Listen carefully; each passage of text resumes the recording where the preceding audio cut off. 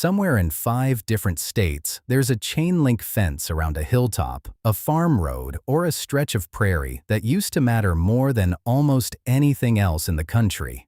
During the Cold War, a radar dish sat on that hill and watched the sky for Soviet bombers coming over the pole.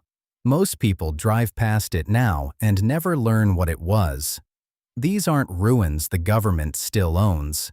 The Air Force decommissioned every one of these radar stations, and then it sold them, the same way it sells old trucks and surplus office chairs. Barracks, bunkers, bowling alleys, and all. The cheapest one on this list went up for sale for $549,000, less than a starter home in most cities, for a radio tower, a 16-room barracks, and an 18,000-square-foot commissary with a working walk-in freezer. One note before we go further: this is not real estate or legal advice. Prices, availability, and ownership on properties like these can change fast. Verify everything independently before you take any of it seriously. We checked every price, every listing, and every legal record on these 5, because half of what gets called, "You can buy this military base online," turns out to be already sold, condemned, or exaggerated.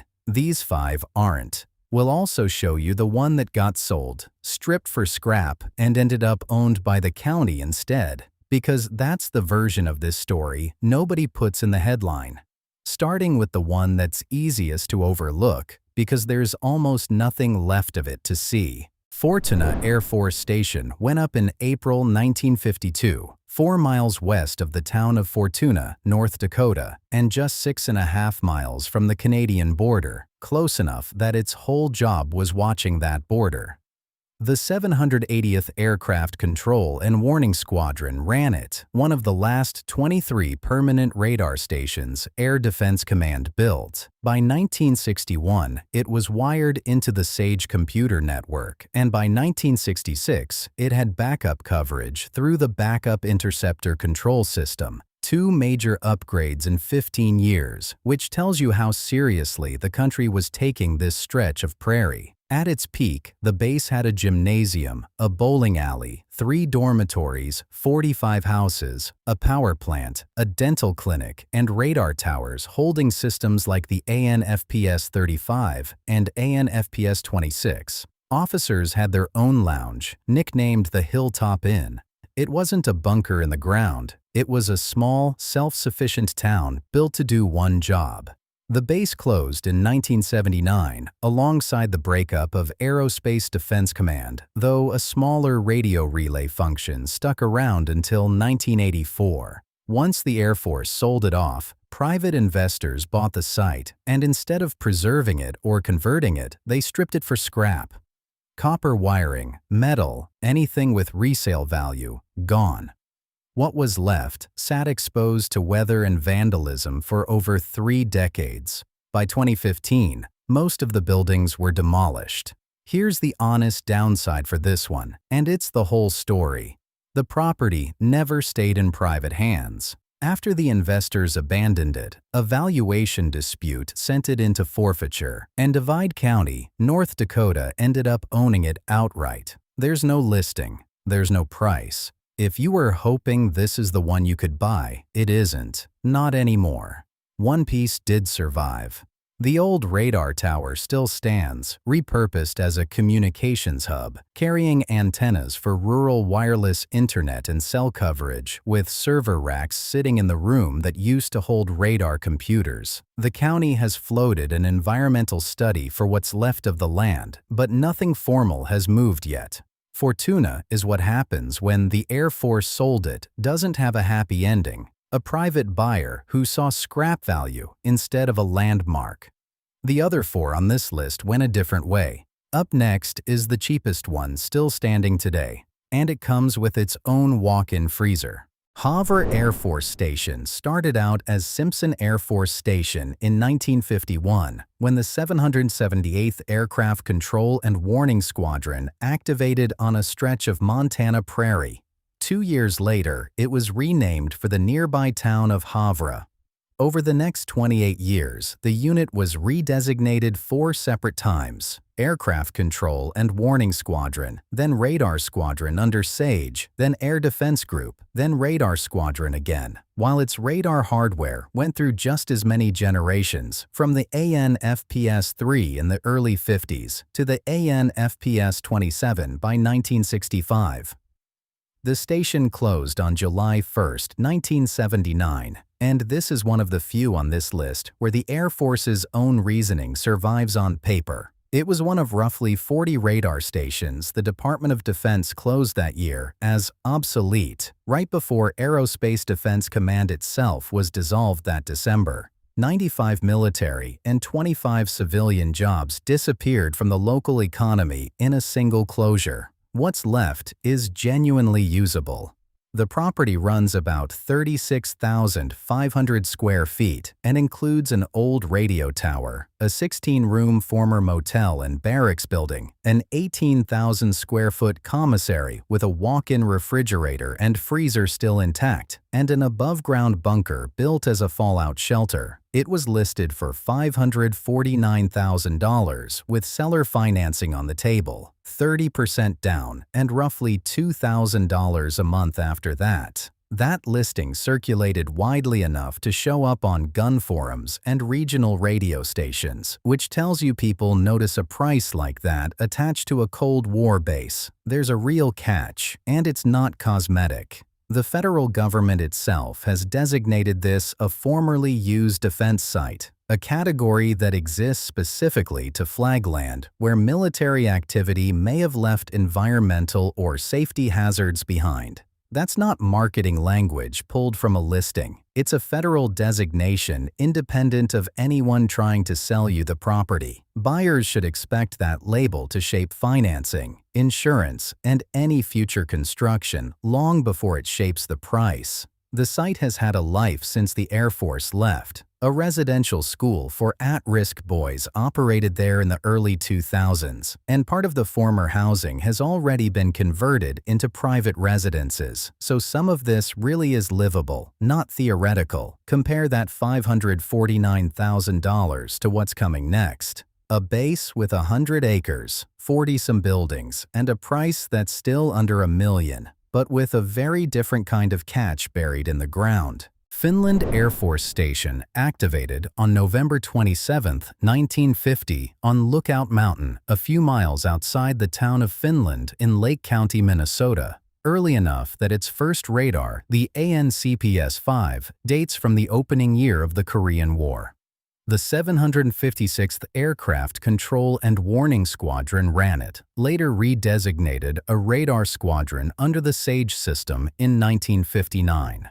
Its radar systems were swapped out repeatedly over 3 decades, 6 documented upgrades, with a final radio relay function running until the Joint Surveillance System switchover in 1984, 4 years after the main squadron itself was inactivated in 1980. The base has been compared by local coverage to the footprint of the Mall of America, 101.26 acres, with roughly 43 former military housing units still standing on the property, some with newer roofs and utilities including sewer, water, power, and internet already run to the site. That's a meaningfully different starting point than a bare radar tower in a field. A Twin Cities family bought the property in 1983 and held it for about 2 decades, sinking at least $1 million into plans for affordable housing and luxury vacation homes that never got built. An attempt to sell it at auction in November 2019 fell through when the top bid, $216,000, didn't meet the seller's reserve. It went back on the market at $800,000, a listing still active as of the most recent reporting checked for this video. Here's the downside that separates Finland from a simple fixer-upper. It's been on Minnesota's permanent list of priorities, the state's equivalent of a federal Superfund site, since 1995, under regulatory oversight since 1989. Groundwater on the property tested positive for trichloroethylene, and soil contamination included PCBs and PAHs left over from decades of military operations. Crews already excavated more than 2,000 cubic yards of contaminated soil in the 2000s, and the cleanup designation hasn't been lifted, so this one comes with the infrastructure already in place. Power, water, sewer, 40-plus buildings, but also comes with a documented environmental cleanup file attached to the deed in spirit, if not in name. That's the trade every buyer on this list is actually making. History and square footage on one side, decades of unknown liability on the other. Next is the one still watched, literally, by an active federal radar site sharing the same acre.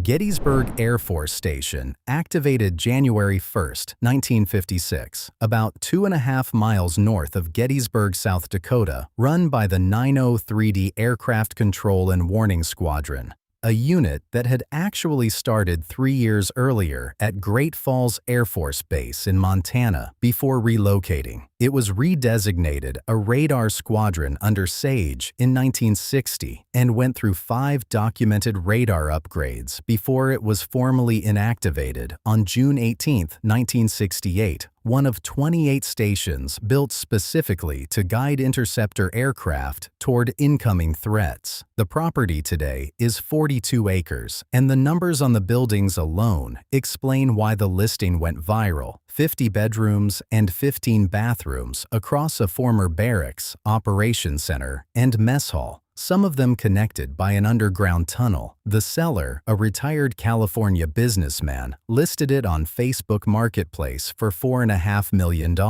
and described the buildings as structurally sound despite sitting empty for years. Debris scattered around, grounds unmowed, but the bones intact. Here's what makes this one different from every other station on this list, and it's not a cosmetic detail. The FAA still operates an active radar installation on roughly 1 acre of the same property, running equipment as part of the Federal Joint Surveillance System. By this base, and your literal next-door neighbor is a live federal facility, which means anything you build, dig, or fence off potentially has to coexist with an operating piece of national airspace infrastructure.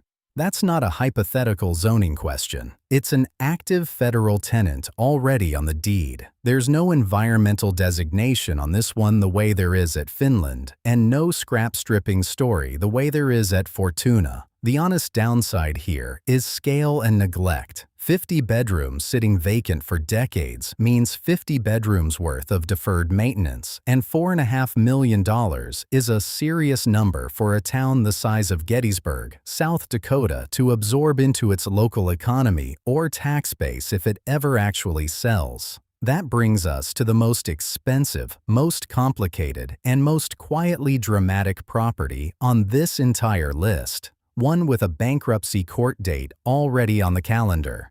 Cambria Air Force Station went permanent on December 1, 1953, run by the 775th Aircraft Control and Warning Squadron on a hilltop above California's Central Coast, close enough to Hearst Castle that several outlets use the landmark as a locator. It carried 6 documented radar upgrades over its life and closed on September 30, 1980, one of the only stations on this list where the Air Force's own paperwork states the reason plainly: budget restrictions and the broader phase down of the air defense radar network. The complex is 34-plus acres and 32 buildings, barracks, radar towers, operations facilities, a bowling alley, a mess hall, an underground bunker, even a cell tower added later.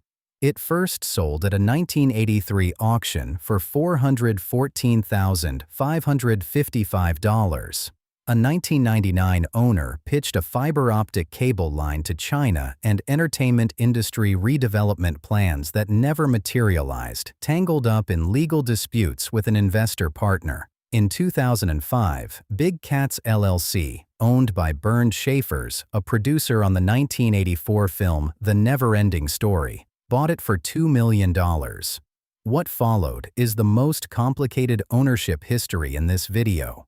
A 2007 community center plan died after asbestos turned up on site. Full remediation was estimated at $3.5 million, and as of the most recent reporting, some buildings still hadn't been cleared. In 2011, a caretaker on the property was convicted of illegally disposing of that asbestos. A 2018 pitch for a glamping resort, restaurant, helipad, and an on-site Air Force museum was denied by county planners over fire safety concerns. Schaefer's filed for bankruptcy in 2019, lost a court fight to shield his on-site residence, and separately lost a $3.8 million fraud judgment. The honest downside here isn't hidden. It's the entire second half of this property's history, chronic water shortages in the surrounding town that have complicated every redevelopment attempt, an asbestos bill in the millions with remediation still incomplete, a development permit denied outright by county planners, and an owner who filed for bankruptcy while fighting a multi-million-dollar fraud judgment. What is settled? The property was relisted at $4.4 million in 2020, then dropped into bankruptcy at $3.2 million. And a court sale hearing is on the calendar for July 7, 2026 in Santa Barbara. 5 radar stations, 5 completely different second lives, from a scrapped ruin owned by a North Dakota county to a bankruptcy sale on a hilltop above Hearst Castle. The Air Force didn't keep any of them. What happened next was entirely up to whoever showed up with a checkbook. Every one of these started the same way. A fence, a radar dish, and a crew watching the sky for something that, thankfully, never came. What separates them now isn't the Air Force. It's what happened after the sale. A family that spent $1 million on plans that never broke ground, investors who stripped a base down to bare concrete, an owner who spent 15 years fighting bankruptcy court instead of finishing a museum. If you're actually curious about one of these, don't take our word, or a Facebook listings word, for anything. Verify the price, the zoning, and the environmental record yourself before you get attached to the idea. This is informational content, not investment or legal advice, and none of these 5 are guaranteed to still be available or priced the same by the time you're watching this. None of us are licensed real estate or legal professionals, and property availability, pricing, and ownership shown here can change without notice. Which one would you actually want to inherit? The freezer, the tunnel, or the freedom of the one nobody owns anymore? Tell us in the comments.